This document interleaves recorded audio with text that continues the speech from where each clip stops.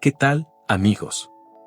Bienvenidos a Reeditando Historias, el espacio para compartir relatos que atrapan. Hoy les traigo, Así fue convivir con una alumna que hablaba mal de todos. Vamos con la historia. A lo largo de mi experiencia como docente he conocido todo tipo de alumnos, algunos tranquilos, otros muy participativos, algunos que pasan desapercibidos y otros que destacan demasiado.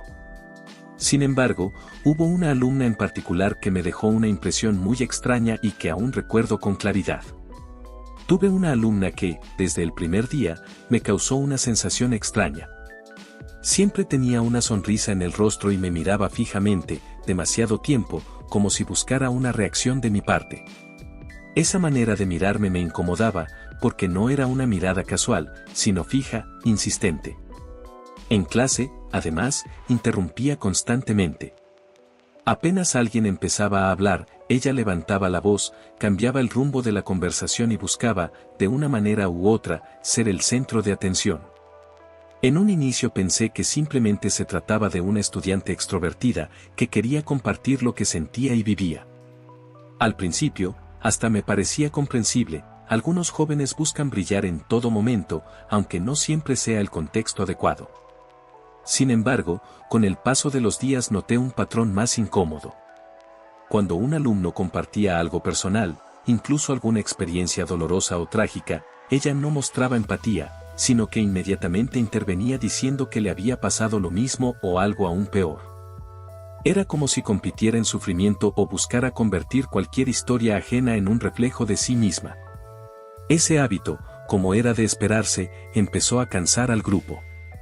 Los demás alumnos comenzaron a evitarla. Ya nadie quería compartir nada en su presencia, porque sabían que ella terminaría apropiándose de la conversación. Poco a poco, se fue aislando, hasta que decidió juntarse con otro salón. Yo también trabajaba con ese grupo, así que empecé a notar cómo hablaba mal de sus antiguos compañeros, acusándolos de ser bullies, antipáticos y crueles. Me llamaba la atención la facilidad con la que cambiaba de papel, de ser el centro de atención, pasó a victimizarse y acusar a los demás de todo lo negativo. Con el paso del tiempo, esta situación me obligó a estar más atento. No era fácil mantener la calma cuando notaba la tensión que generaba en sus compañeros, ni tampoco cuando la veía desplegar sus estrategias para llamar la atención. Yo, como maestro, trataba de equilibrar las cosas. Resaltaba lo positivo de cada grupo, defendía el esfuerzo y la buena convivencia que veía en ellos. Cada vez que lo hacía, podía notar en su rostro un gesto de molestia, como si le incomodara que yo no reforzara su discurso de víctima. Esa reacción me inquietaba, porque sentía que cualquier cosa que dijera podía ser malinterpretada. Con el tiempo, empezó a salir con uno de los chicos del salón. Al inicio parecía contenta, pero cuando él faltaba, ella aprovechaba para hablar mal de él frente a todos.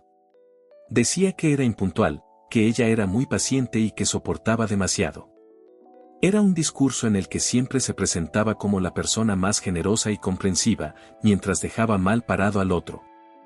No tardó mucho en que el grupo se cansara también de esa dinámica. Después ocurrió algo curioso, varios alumnos de ambos salones empezaron a convivir más y terminaron integrándose.